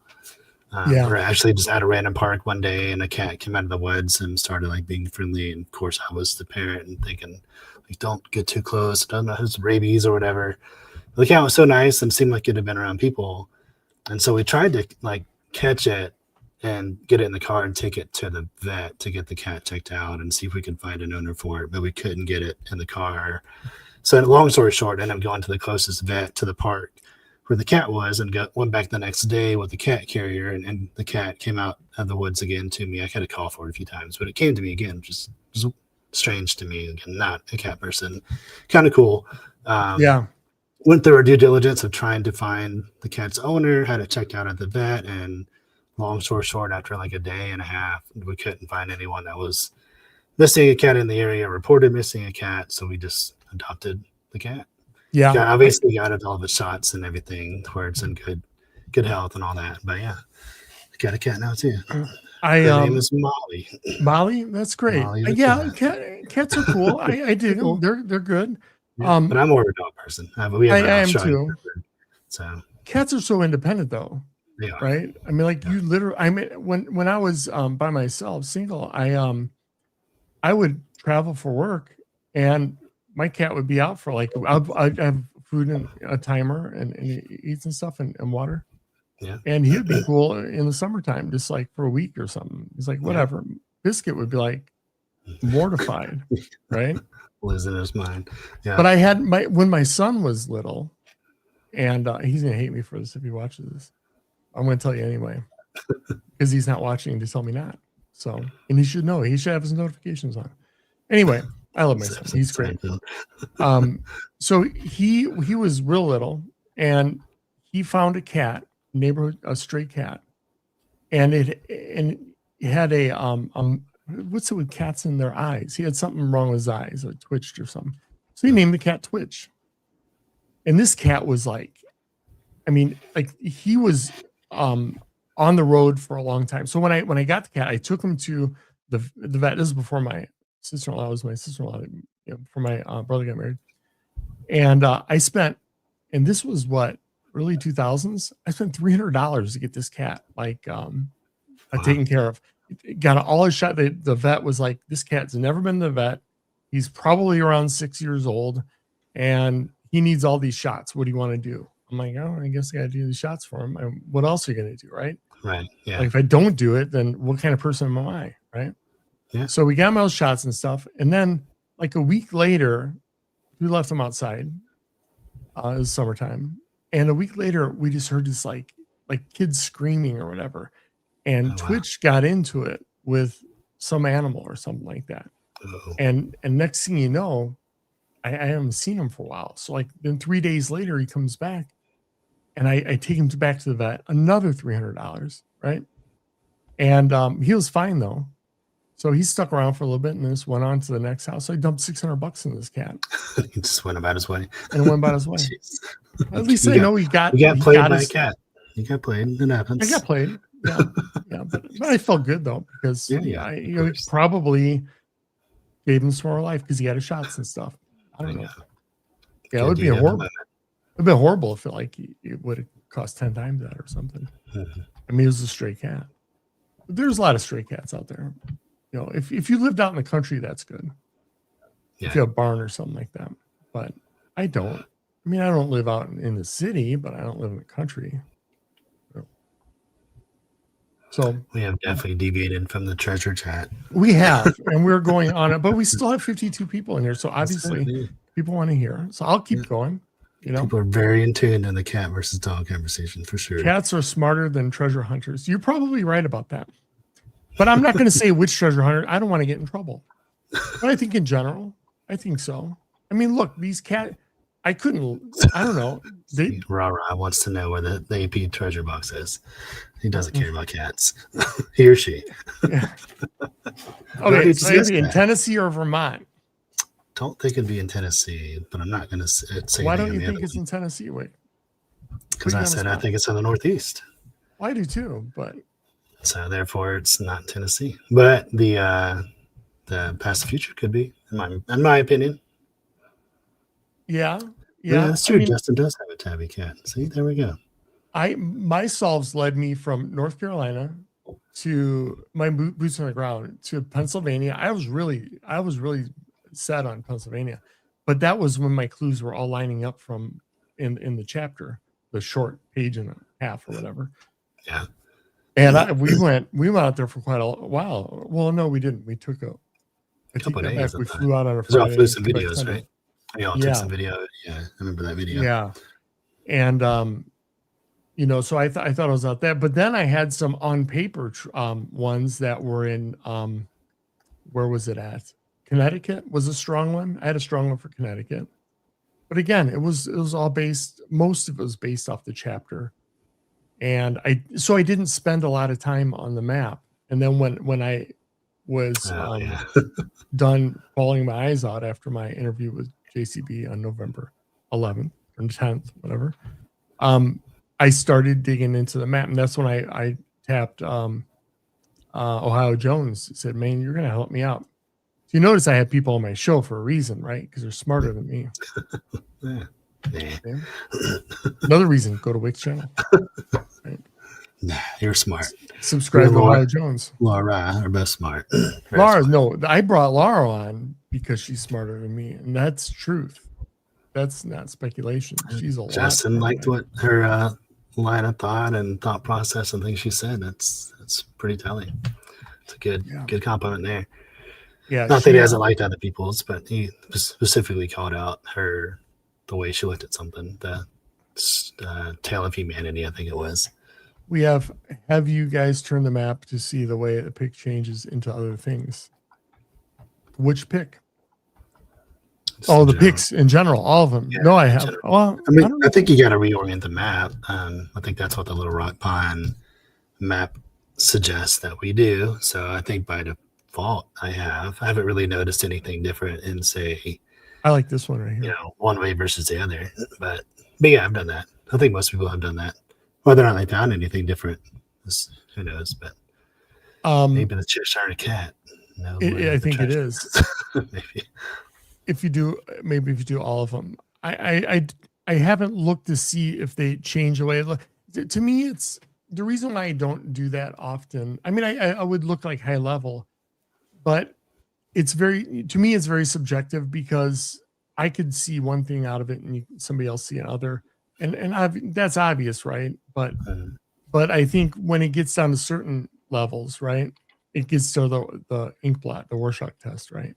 Yeah. And maybe I just want to give away that I'm just not that smart and probably have some other issues with me based on my interpretations of what I see. Who was that I was asking? Rara? Oh, yeah. Yeah. So, I mean, do you have a specific, like, I know you said all of them, but do you have a specific picture that you think, or pictogram, whatever it is, that looks specifically different one way versus the other when you flip the map? Is that kind of why you're asking? To see what we'd think about a certain picture? There's a number in the dog's leg is super crazy. I do see an X on the skier's chest, though. Did you see that? No. Somebody said it was like a backpack straps, and it could be. But Rara, check that out. on the front, and you can see it with your eyes. You don't need to like zoom in on. And I saw a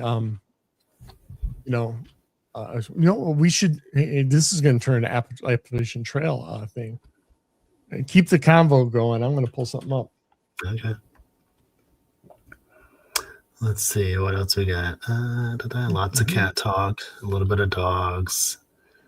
Not a whole lot of treasure hunting chat at the moment. Now we're going to get into the treasure hunting chat here. Okay. We're going to get into treasure hunting chat here. Let me see if I have all my stuff up here. My TTI box is elevating my microphone, so I'm not. I can pull it up on my Discord though and see that. See the map. Let's see. So.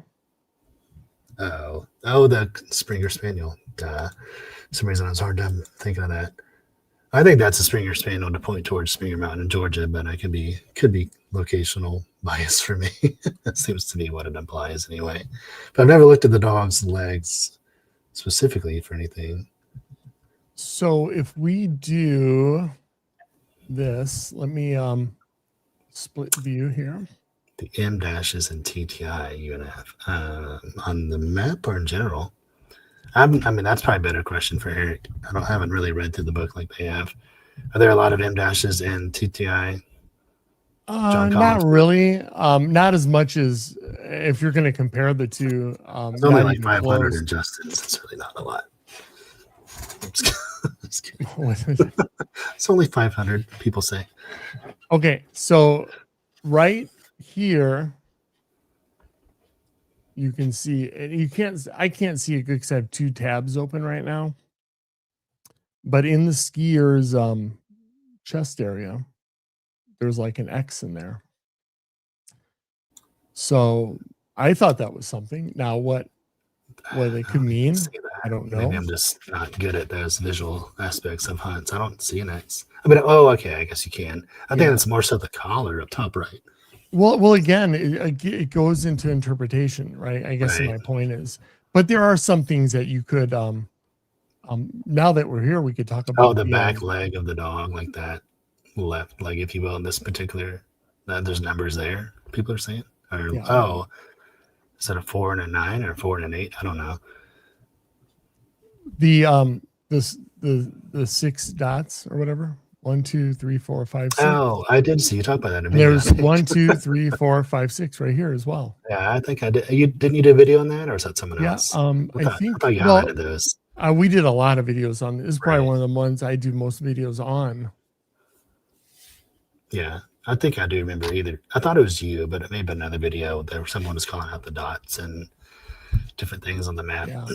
I can't really turn this right now because I have it's really small on my screen here. I'm doing split screen, but this is good. So earlier, why don't you show the top right corner with the lines you mentioned earlier? Now that we can actually get a visual on it. Oh yeah. What specific? It's really not in the top right, but it's in the top in general.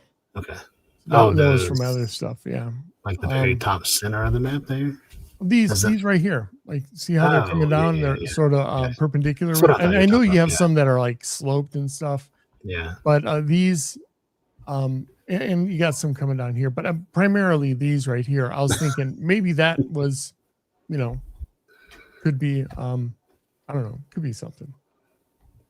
But I guess zoom out a little bit to show all of them if you can. Yeah. Well, and I blew this up, so I would have to. So that'd be a lot to try to line up. I mean, it would be a lot. You could assume that some of them might mean something and some might not. But if you're trying to look at one, it's hard to not look at the rest of them. That's just a lot. Yeah, I was just like in general, maybe that would be to point. So it wouldn't be like a specific place. Maybe this says look around because there's this is supposed to represent like ski lines or something. I don't know. I'll start spitballing it. That is my biggest confusion, if you will, on this map. Why does John want us to look around right next to where we begin here on the dotted lines? Which I think most people would say that the dotted lines and the pictograms or images represent like the entirety of the Appalachian Trail, because if you think that's a Springer Spaniel, that's Springer Mountain in Georgia where the trail starts. And then we got up in the Northeast. So I think, like, at least in my mind, the dotted lines kind of encompass the entirety of the Appalachian Trail. But why do John want us to look around that close to where we start? You're saying the dotted lines for the Little Rock Pond Trail is supposed to Yeah. represent the I mean, if that's a Springer Spaniel, what the dog is, and it's pretty, at least in my mind, pretty obvious it's a right. Springer No, Spaniel. I follow you. So what is it that he would want us to see that close to the start of the Appalachian Trail, if that were to be true? Or if you take the Little Rock Pond, it's distinctly enough away from where the treasure would be at the top right. What does he want you to see there, that close to where you start? And why does he like highlight it with what most people think is a magnifying glass? Like, what is it? Just the tree? What are we looking around the tree for? That's a good question. If I knew that, I would probably wouldn't be on this live with you. I'd be at the location looking for That's it. one of the things I'm the most confused about. Why does he want us to look around that early, regardless if you think it's Springer Mountain or the start of any trail for that matter? I mean, what are we looking for? That's assuming that these two clue items go together.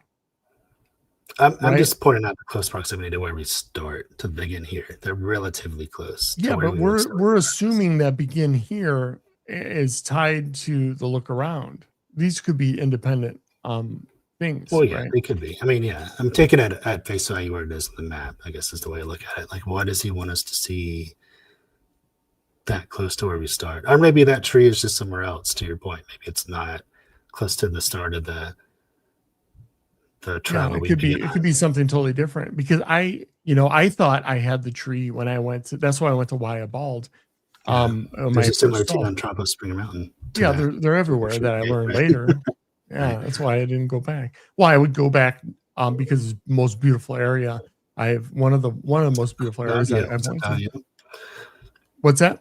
Davio's in the chat. Hey, Davio. Yeah, I'm sorry. I'm trying to look at this and that. I'm bad at that. So yeah, welcome in everybody. Yeah, people that are new in here, welcome. This is great. We're having some pretty good talks here. This one bothers me a lot. Like, why does he have here? A tree? What is it? I feel like I'm totally missing what this should be. And then there's what seems to be a reflection of the tree below it. Yeah. So is it by a creek, a river, or whatever, a lake? What are we looking? I don't know. Like, to me, it's just odd that it's so early on the course of the dotted lines or the map, like compared to where we would eventually end up going. But even if you don't perceive it to be early, like what are we looking for? What does John want us to see here? Well, are we looking at a river and a tree? I think what Ohio Jones had said, that also looks like could be 100K. I'm sure there's a lot of people. Yeah, true. Could be. The one significantly larger than the zero. Davio says, real quick, Saturday night, where's the box? Is he referring to the giveaway? Because if so, I have to have a talk with Davio. He didn't watch my video. I don't know. Maybe. Davio, the box, if that's where you're referring to the giveaway. Oh, yeah. I mean, that's next Saturday. We're giving away the box. Jeep Girl Jody says maybe that's a clue for the lion's share. Maybe. I mean, could be. Yeah. Oh, the box. Where's the box? We haven't found the box yet. The box, the Appalachian Trail box, or another the box? Well, if he's referring to, I thought he's saying, where's the box, guys? Why didn't you find it Saturday night, right? The treasure, gold, the treasure, where's it at? It's out there somewhere in the U.S. waiting for you to find it. That's where it's at. Depends on who you ask. It's either in the woods or in the wilderness. Right. Yeah, you got me confused again now. See what happened? That's why I'm gonna cheat here. Check out this box. There you go. It's a giveaway one. I'm giving everybody a whole week to enter this one too. That's pretty cool. Lawrence, this is probably for you. Lawrence wants us to talk about the Forest Fenn box. Forest Fenn box. That's good. I'm glad that you asked that. Probably a better question for you. Because the Forest Fenn box, whatever. Right? You think it's in Colorado? I did too. I did in the beginning. And look, I'm saying this without any expertise, or because there's a lot more smarter people out there that's probably a little closer.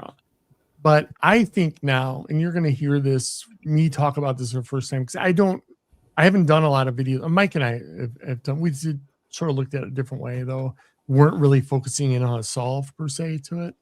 Yeah. Because I still don't feel I figured out this whole poem thing, how he structured it. Every time I think I'm on really close to it, but anyway, I'm thinking it's in New Mexico. Yeah.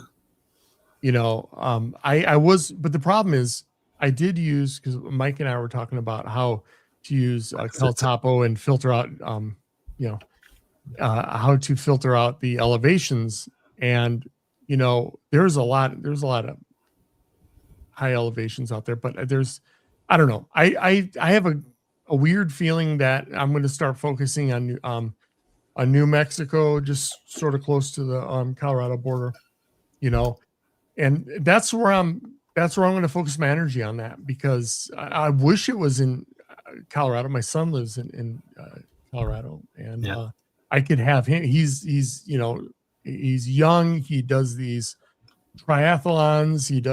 He's doing a bike ride up Loveland Pass, which I think he's crazy.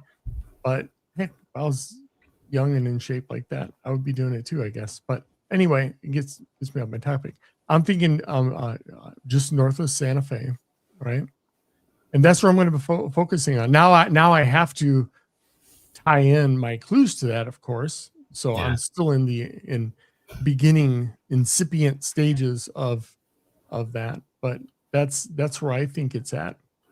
But I did think I was Colorado the whole way at first. I actually had trip lined up, boots on the ground at one point, but my flight got canceled.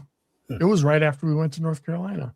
I was going to double back and go out for the weekend to visit my son and go do Manitou Springs up the mountain, the 2,000 steps, and watch my son watch me have a heart attack trying to go up it. Lorenz has a question for you, if you will. Yeah. Yes. JCB's pick in the book, which I believe in Vegas, he said was relevant or important, correct me, with his wife, doesn't look much like New Mexico. It could if it's one of the Sky Islands. There's a couple places. There's a couple places in New Mexico, which was interesting. That's an interesting point, because when I first started thinking about New Mexico, I'm like, there's no New Mexico, there's no place like this. But that's coming from an ignorant person that's never been there. So I couldn't. That was just a bad judgment on mine. So I started looking into that area and areas that start weeding out elevation, because there's a lot of 10Kers out there, right? Yeah. Plus 10K plus, right? Right.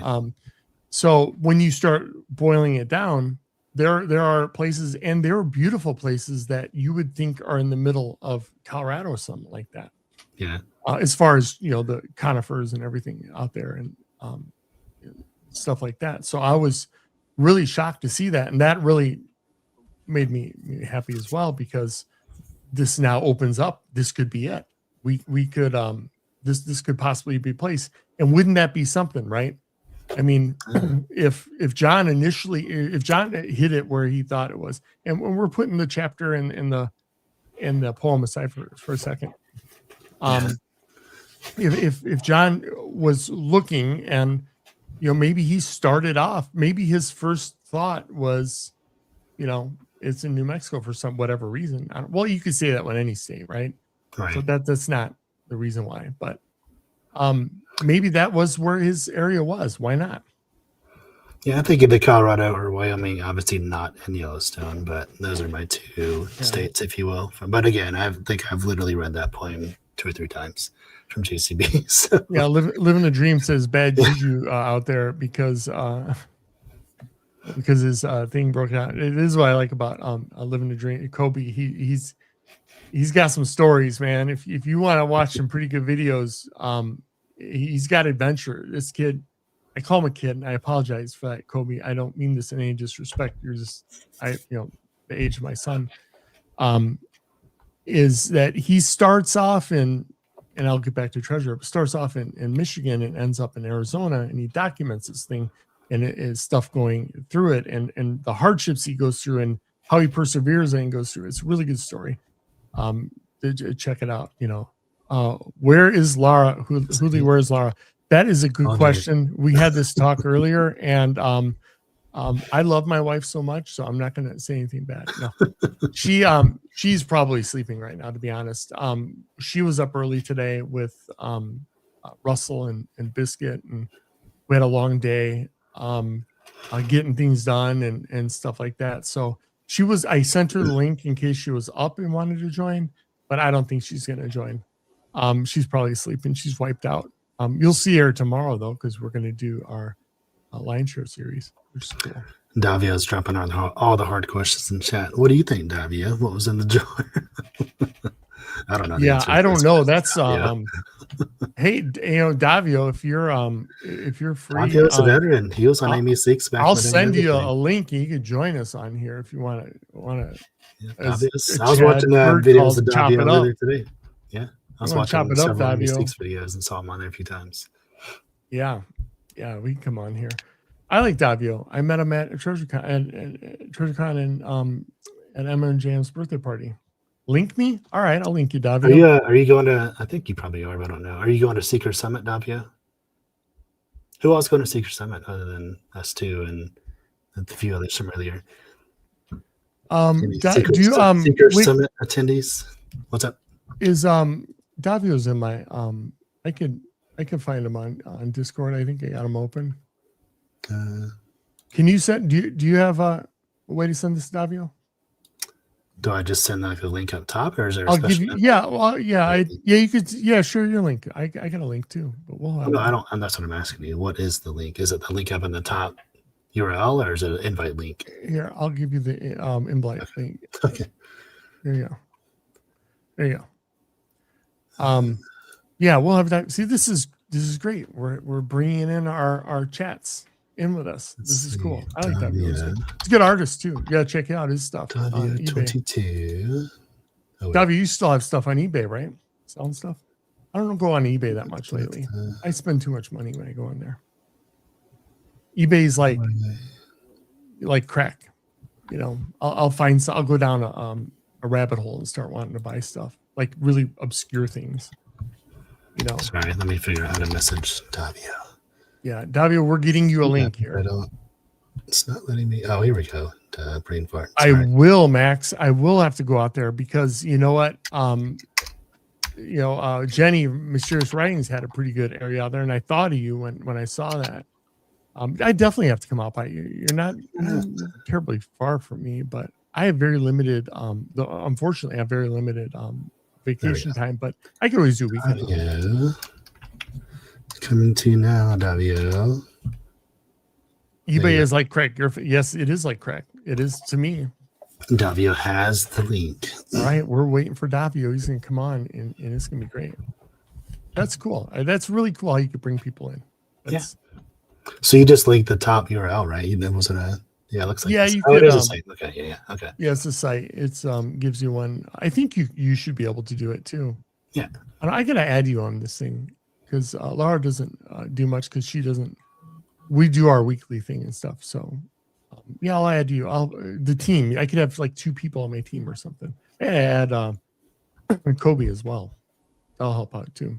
Kobe, thank you again for moderating. By the way, that's very nice of you. Thank you. Yeah.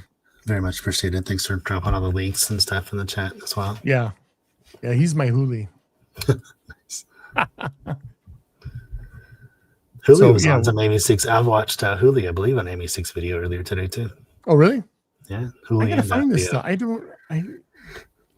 think you're on more than I am on these different social medias. Maybe. And I thought I was on a lot. I have to get away sometimes from it because I get too consumed. I have that personality. I get too consumed on things. And so when somebody joins, I guess for you, Eric, is that like, will they just join automatically, or do you have to accept? No, I gotta bring them in. They sit like, yeah, that's what I said. Just like you, yeah, okay. I'll hear a boink, like it pops in or whatever. Well, he's got the message. I don't know.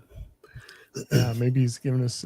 He's joking with. He's fixing his hair, and that's probably what he's doing. He's getting makeup team the lighting right, and those artists, microphone, yeah.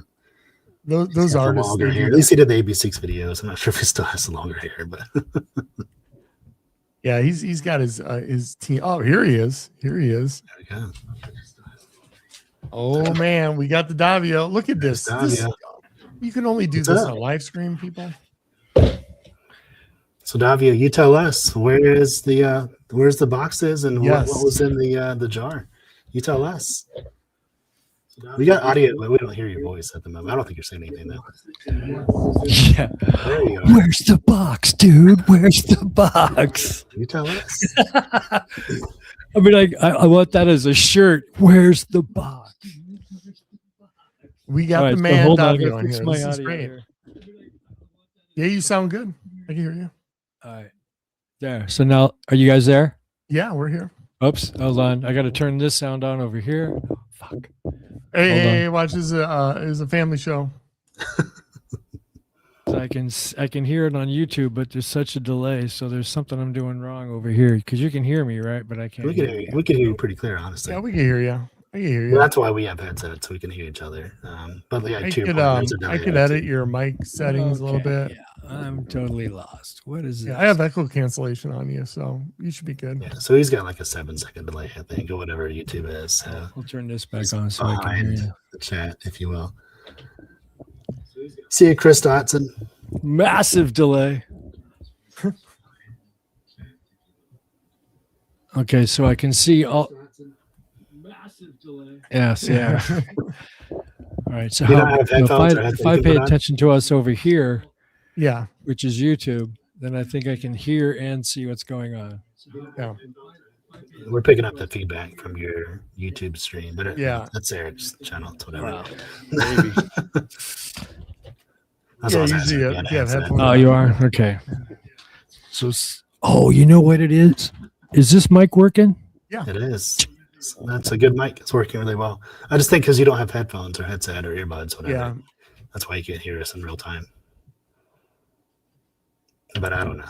Maybe you can mute the stream and just play the live stream. I don't know. I got a pair of speakers flanking me so I can. yeah. Yeah, which would be. Mute the YouTube stream and just listen to the Yeah, stream. look how delayed that is. Yeah, which would be. I don't see any icons for speakers over here, any kind of audio. You're a live stream pro, W. Well- this is not new to you. I'm just What? kidding. Oh, here we go. Just kidding.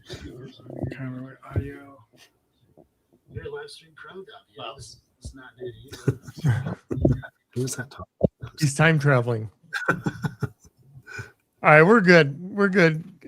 Well, tell us what you got here. Well, it's a good test. Yeah. A good test. That's what this is. Yeah. So what do you have for your solves here? All right. So here's the thing to consider. What do you have for your solves here? Well, I'm not going to give away solutions, but I want you to think on this concept here. The concept is both these guys, John for sure, driven by Forrest Fenn. He's got the jar. What did he find in the jar? Did the jar explain the location? And did he go and try to continue on Forrest Fenn's deal by putting the box back where it said in the jar? I don't know, what a trip concept, right? Because Forrest always said I was going to put a little bit of myself within that jar, so one would have an idea of why someone would leave such an opulent treasure out in the middle of nowhere. Somebody Well, tripped across. he it did, 100 from years. what I understand, he did leave some of his hair in there. That's what I've heard. So when he said he left a part of himself in there, that I think that would be that could be it, right? Right, DNA. Yeah. But that would have to be that you think that. Yeah, DNA for sure. And John definitely talks about DNA on page 19, right? Yeah. I mean, I don't have the I don't have the exact page open on it, but I remember him saying DNA in there, right? So you're thinking it's tied into the first part of the book? Oh, can't hear you. Yeah, you're going. I think in the Forrest Fenn chapters, you can find confirmations in the front of the book. Yeah, you're going. The delay. Yeah, the delay is hurting us here. Okay. turn my mic off and see if I can't figure this out. Yeah. But I don't know. What do you think, Wick? I just put in the chat. I think that you would have to assume that Forest Box was not in Yellowstone for that to be in play, because John says he didn't look in Yellowstone. So if he were to have seen that in the jar from Forest and then not hit it in Yellowstone, that rules that out, based on what John said about it not being Yellowstone. But if you think it's not in Yellowstone, then sure, that could be in play all day. But I mean, Yellowstone's a big area, but so that would almost rule out a third of Wyoming, but that would be one way to narrow down the search area if you are along that line of thought. Yeah. Interesting. I don't know. We don't know, right? Yeah, could be. But I don't know. I really want to get back into that poem and everything, though, at some point. You know, we can't hear him here. I'm going to drop you off there, Davia, because we can't really hear you too well. Good to see you, Davia. Thanks for coming Next on. time we'll give Appreciate you it. You saw him here first, right? That was cool. That's cool to bring people in, you know. Yeah, Davia's a cool guy. He goes way back. Yeah. I don't know when he started looking for Fenn. He can put it in chat, but he was definitely in like the early Amy6 videos as far back as like 2020 or 2021. So yeah, I've seen Davio in a lot of videos, and of course he's in all the Discords, it seems. So yeah, Davio's a cool guy. Yeah, no, it was cool to meet him in TreasureCon too. So, oh yeah, so Davio, I guess put it in chat. Davio, are you going to Seeker Summit? I might have missed that earlier if you said you are. I assume you are, but I don't know. Yeah, I don't know if so. Well, it's getting close. It's about 2 hours here. I think I'm ready to call it a day. You know, I appreciate everybody for coming on and sticking around. The super chats were well more than generous, and I appreciate that. And thank you everybody for sticking around. You know, I was looking at sort of the count people in here, and it didn't. Had around 50 the whole time. Or just what's we got going? Yeah. Yeah. So this whole live stuff's new to me, so I didn't know, what to expect, whatever. But I appreciate everybody coming on, and make sure you look for the giveaway on the Past and Future box. This thing's awesome. The video's up already, and we got till next Saturday. So, check it out. Put in PF for Past and Future, and I hope you guys win. So thanks, Wick, for coming. And don't forget to go to Wick's channel, subscribe to him, follow him. He's got great stuff, and that's that alone should be why you should go there. Likewise for One of the Shorts channel, follow them as well, or subscribe if you're not already. Well, thank you very much. All right, everybody, we will see you again soon. So take it easy. Everyone. Have a good rest of your weekend. Yep. Yeah.